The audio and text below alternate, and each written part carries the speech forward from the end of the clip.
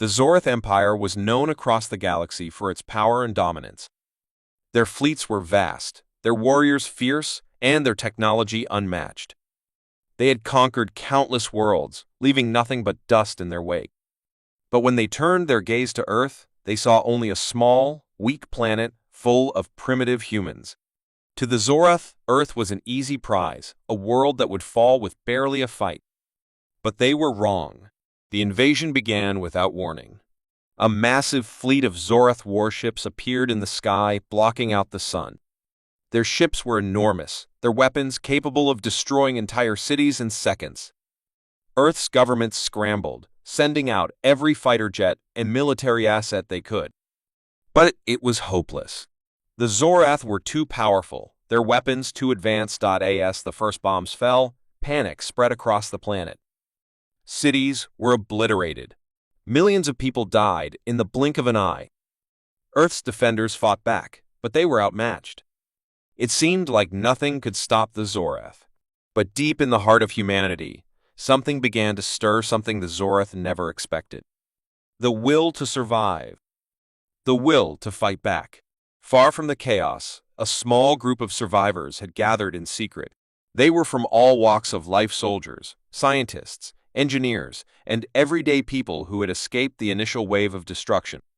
They had one thing in common: they refused to let their home fall to the invaders. Among them was a young leader named Jack. Jack had seen his family die in the first wave of the attack. He had lost everything. But his grief fueled a fire inside him. He couldn't stand by while Earth was destroyed. He began to gather a resistance, starting with those who had survived the first wave. They called themselves the Last Stand. At first, their efforts seemed useless. The Zorath controlled the skies, their ships patrolling the atmosphere, making it nearly impossible to fight back. But Jack had a plan. He knew that the Zorath had underestimated humanity. They thought humans were weak, unorganized, and unable to defend themselves. They were wrong. Jack's group began to sabotage Zorath communication lines, sending false signals to confuse the enemy. They knew the Zorath were used to fighting wars on their terms, with superior technology. But humanity had one thing the Zorath didn't: unpredictability. While the Zorath relied on their powerful weapons, the humans used their wits. They set traps, used guerrilla tactics, and struck where the Zorath least expected it. Days turned into weeks, and the resistance grew stronger. More survivors joined Jack's cause, adding their knowledge and skills to the fight. They created new weapons, adapted old technology, and trained their people to fight like never before. Each small victory, each successful sabotage, sent a clear message to the Zorath: humanity wasn't giving up. Then came the turning point. The Zorath, confident that they would crush Earth's last resistance, began their final assault, a full-scale invasion of Earth's remaining cities. Their plan was simple: destroy every last human stronghold and take the planet for themselves.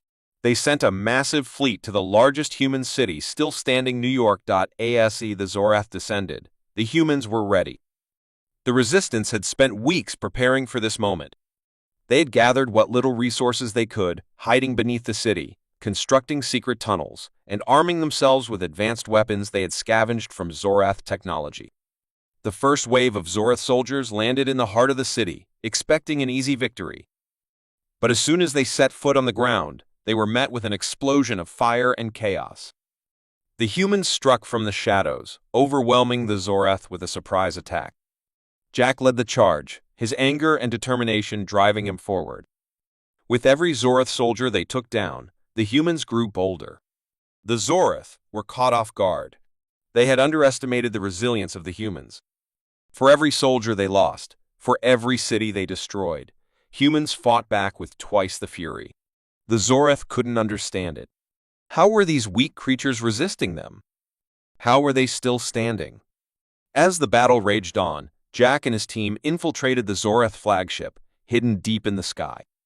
The Zorath had thought their command ship was untouchable, but the humans had a secret weapon, a virus, created by the best minds on Earth, that could disable the Zorath's technology. The virus was released, and within moments, the Zorath flagship began to fall apart. Their systems malfunctioned. Their weapons stopped working. The tide of battle began to shift. The final blow came when Jack and his team activated a device that sent a signal to the Zorath fleet, disabling every ship in orbit. Their entire invasion force was rendered useless. The Zorath had lost. In the aftermath, as the humans celebrated their victory, the last Zorath commander was left to reflect on his empire's downfall. His people had been defeated not by superior strength or technology, but by the one thing they never understood: the unbreakable spirit of humanity. The Zorath Empire had thought humanity was easy to beat. They thought Earth was just another planet to conquer. But in the end, the Zorath learned the hardest lesson of all. Underestimating humanity had cost them everything. The Atarak Collective had ruled over countless civilizations, their empire stretching across galaxies. Known for their immense power and ruthless control, the Atarak were feared by all. Their kings were legendary, their armies unstoppable. To the Atarak, no species could challenge their rule, not even humanity. They believed Earth was a primitive world, full of weak creatures who would crumble under the might of the collective. But the Atarak were about to learn the hard way that they had gravely underestimated humans. It all started when the Atarak kings decided to conquer Earth. They had heard whispers of a small planet with a primitive species, but the Atarak didn't see any real threat.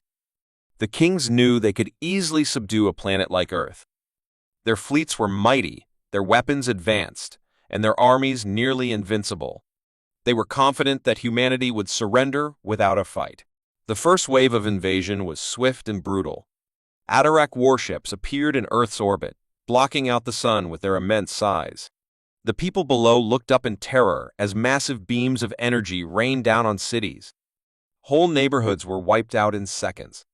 The world's military tried to fight back, but they were no match for the Atarak's superior firepower. The human forces were scattered and hopeless. It seemed that the planet's fate was sealed. But as the destruction rained down on Earth, something unexpected began to happen. A small group of human survivors, including soldiers, scientists, and ordinary citizens, found a way to communicate. They realized that the Atarak had made a mistake. The alien kings had underestimated them. While the Atarak's weapons were powerful, they didn't account for humanity's ability to adapt and fight back. In secret bunkers, the survivors began to organize. They started working together, sharing knowledge and resources. The humans knew they couldn't face the Atarak head-on with their advanced technology, but they didn't need to. They had something more powerful: their minds. The human resistance, led by a brilliant scientist named Rachel, began to build their own weapons devices that could disrupt the Atarak's technology and turn the tide of the war. As the days passed, the resistance grew bolder. They hit Atarak's supply lines, sabotaged their energy sources, and carried out daring strikes on their command centers. The humans were beginning to strike fear into the hearts of the Atarak. What the kings didn't understand was that humans were unpredictable. They didn't follow the rules of war, they created their own. And each time the Atarak thought they had the upper hand, the humans outsmarted them. The Atarak kings, watching from their command ship, began to grow concerned. They had expected Earth's resistance to fall quickly, but the humans kept fighting. The kings sent in their elite forces to crush the human resistance, but the humans adapted even faster. They learned to fight in the shadows, using the terrain to their advantage.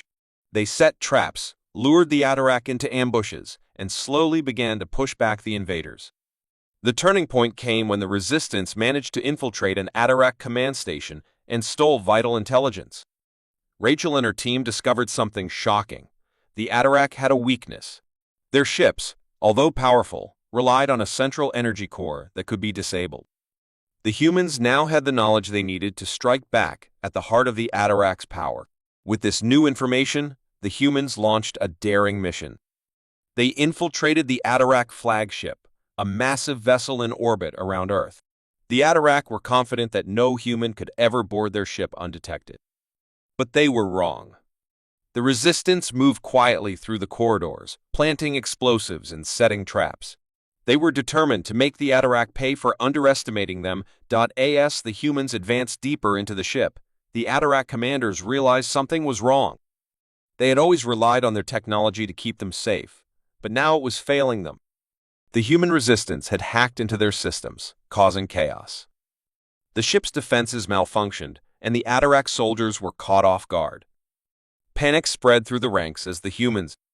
The final battle took place in the heart of the Atarak flagship. Rachel and her team reached the central energy core, where they planted the last of their explosives. With the countdown ticking, they fought off wave after wave of Atarak soldiers. The battle was fierce, but the humans fought with everything they had. They knew this was their only chance to stop the invaders. As the final seconds ticked down, Rachel looked out over the battlefield. The Atarak kings had underestimated humanity's will to fight. They had believed they could crush Earth with ease, but instead they were about to lose everything. The explosion tore through the ship, disabling the entire Atarak fleet in one devastating blow. The remaining warships fell from the sky, burning as they crashed into Earth's surface.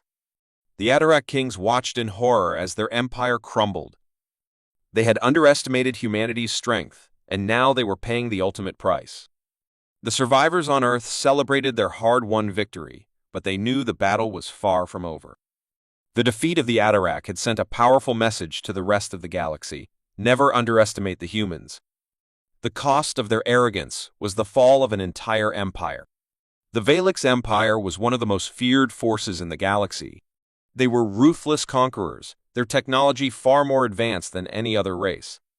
With their mighty fleets, they had crushed civilizations without a second thought. They had never met a species that could resist them, and they believed Earth would be no different. But they were wrong. They were about to face a threat they could not comprehend.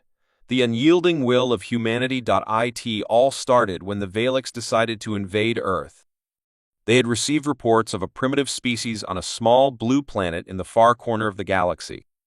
To them, Earth was just another insignificant world that would fall quickly under their control. The Valix believed the humans were too weak, too disorganized to put up any kind of meaningful resistance. They were wrong. The Valix sent their fleet to Earth, arriving in orbit with the power to wipe out entire cities. Their ships, massive and heavily armed, blocked out the sun. The first wave of bombardments began, devastating the cities below. Buildings crumbled, and millions of people died in the blink of an eye. The humans tried to fight back, but their weapons were no match for the Valix's superior technology. It seemed like Earth was doomed. However, what the Valix didn't expect was the human spirit. Despite the overwhelming destruction, despite the loss of life, humans refused to surrender.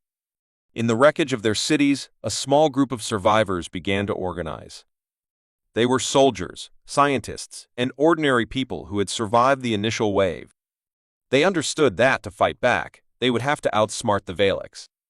The humans had no advanced weapons, but they had something the Valix didn't: determination.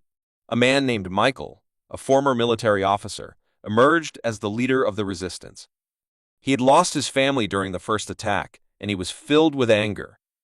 But that anger fueled him. He gathered a group of survivors and began to strategize. Michael understood that direct attacks wouldn't work. They had to be smarter.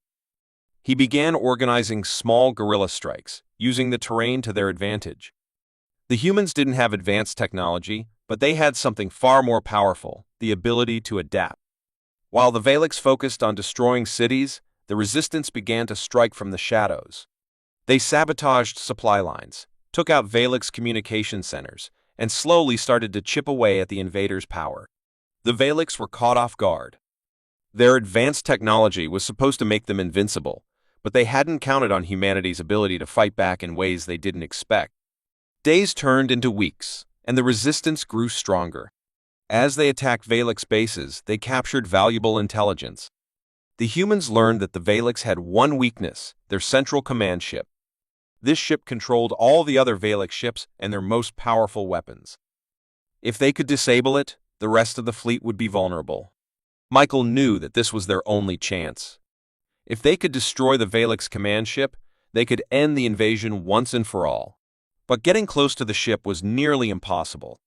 The Valix had placed it in a secure orbit above Earth, surrounded by a fleet of heavily armed warships. The Resistance had no way of directly attacking it, so they needed to be creative. Working with a team of scientists and engineers, Michael developed a plan. They would launch a small team of elite soldiers into space using a stolen Valix shuttle. The shuttle would have to pass through the Valix fleet without being detected.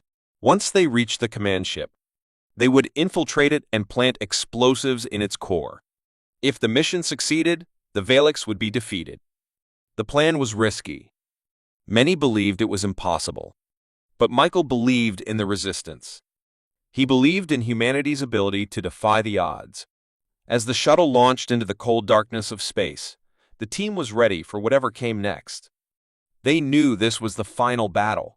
The shuttle drifted through the Valix fleet, moving slowly and silently to avoid detection. For hours, the team held their breath, hoping the Valix wouldn't spot them. Finally, they reached the command ship. The soldiers boarded it using a secret docking bay, their hearts pounding in their chests. They planted explosives on key systems and prepared to leave. But just as they were about to exit, they were spotted by a patrol of Valix soldiers. A firefight broke out, and the team fought bravely, determined to finish the mission. The Valix soldiers were formidable, but the humans fought with everything they had. They knew that their entire world depended on them. The countdown to detonation began. The team made their escape. They fought their way back to the shuttle, and just as the last Valix soldier fell, the countdown reached 0. The explosion tore through the Valix command ship, sending shockwaves through the entire fleet. The Valix ships faltered, their systems shutting down as they lost control. The resistance had done it. The Valix fleet was crippled, and their invasion had failed. As the surviving Valix ships fled, the humans celebrated their victory. They had defeated an empire that had thought they could crush Earth with ease. But as Michael stood on the battlefield, looking at the stars above, he knew one thing. This was the last war the Valix would ever fight. They had underestimated humanity, and the cost of that mistake had been the end of their empire. The Sylvan Dominion was an empire that spanned across galaxies. Their forces were vast, their warriors trained from birth, and their fleets were unmatched in power. They had conquered entire star systems without hesitation, crushing every species that stood in their way. To the Sylvans, humanity was just another weak, insignificant species on a small, distant planet. They never saw Earth as a real threat. When the Sylvan Dominion decided to invade, they believed it would be a simple task.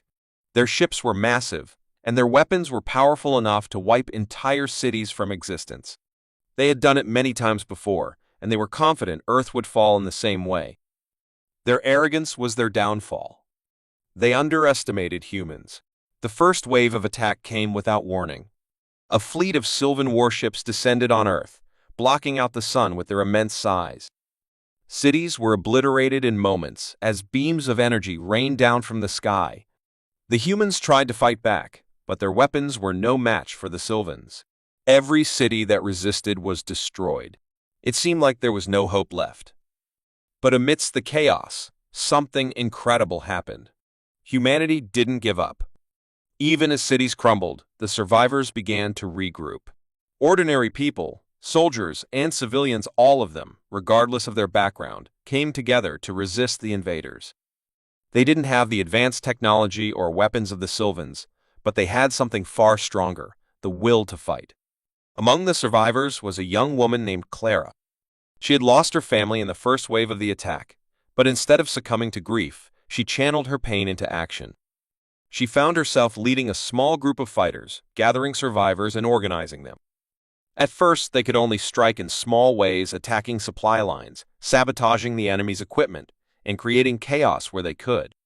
Clara understood the Sylvans' mistake. They thought humans were weak, that they could never put up a real fight. But what the Sylvans didn't know was that humanity had an unyielding spirit. Clara and her group began to train, improving their skills, creating new weapons, and using the environment to their advantage. They couldn't face the Sylvans directly, but they could outsmart them. The Sylvans relied on their overwhelming power, but humans relied on something much more dangerous: unpredictability. As the weeks passed, the humans grew bolder. They began to organize larger attacks on Sylvan supply bases and communication hubs. The Sylvans were starting to notice the resistance, but they still believed it was just a small group of disorganized humans. They never imagined that the resistance was growing stronger, that more and more humans were joining the fight. Then came the turning point. Clara's group, now one of the largest resistance forces on Earth, uncovered a piece of critical information. They learned that the Sylvans' primary command ship, a massive vessel floating above Earth, controlled the entire fleet. If they could disable that ship, the rest of the Sylvan forces would be crippled. But there was a problem. The command ship was heavily guarded and surrounded by a fleet of warships. The Resistance had no way of attacking it directly. But Clara had a plan. She realized that the Sylvans never expected humans to fight like this. They relied on their technology and power to win wars, but the humans were using their ingenuity and resourcefulness. Clara and her team began constructing makeshift shuttles, using salvaged parts from downed Sylvan ships. The shuttles were small and undetectable, designed to slip past the Sylvan defenses and infiltrate the command ship. The mission was risky, but Claire knew it was their only chance. She and a small group of her best fighters boarded the shuttle, prepared to infiltrate the heart of the Sylvan fleet. They navigated through the chaos, slipping past enemy ships undetected. It was a race against time, with the Resistance fighting to stay one step ahead of the Sylvans. When they finally reached the Sylvan command ship, they were met with heavy resistance. The ship was a fortress, filled with armed soldiers and automated defense systems. But Clara's team had prepared for this moment. They fought their way through the corridors, planting explosives and disabling key systems as they went. They knew that they had only one chance to succeed, and they couldn't afford to fail. As they reached the heart of the ship, Clara felt the weight of the moment. This was the Sylvans' greatest weapon, and they were about to destroy it. But just as they were about to plant the final explosive, they were ambushed. A group of Sylvan elite soldiers attacked, their weapons deadly and their skill unmatched. The battle was fierce. Clara's team fought with everything they had, but the Sylvans were relentless. Just when it seemed like all hope was lost, Clara made a desperate move. She used a hidden charge she had smuggled onto the ship to cause a chain reaction in the command ship systems. The explosion was massive, tearing through the ship and disabling the entire Sylvan fleet. The Resistance had done it. The Sylvans, once so sure of their victory, were left scrambling as their fleet fell apart. Without the command ship to lead them, the Sylvan warships lost coordination and power. The humans took advantage of the confusion, launching a final assault on the remaining enemy forces. It was a victory they had earned, one that would echo across the galaxy for generations. The Sylvans had made the mistake of underestimating humanity. They had thought Earth was an easy target, but they never saw humans coming. The cost of their arrogance was the destruction of their empire. The Krall Empire had been the dominant force in the galaxy for centuries. With their towering warships, unbreakable armor, and ruthless strategies, the Krall crushed all who stood in their way. Their soldiers were fierce, their fleets unstoppable. The Krall had never faced a species they couldn't defeat, and they had no reason to believe humanity would be any different. But they made a mistake that would cost them everything. The Krall first learned of Earth when their scouts detected strange signals coming from the planet. At first, they thought it was nothing more than an insignificant species communicating with primitive technology. But when they sent a fleet to investigate, they realized that humanity was different. They didn't possess the advanced technology of the Krall, but they were resourceful and adaptable, something the Krall had not accounted for. The Krall decided to conquer Earth.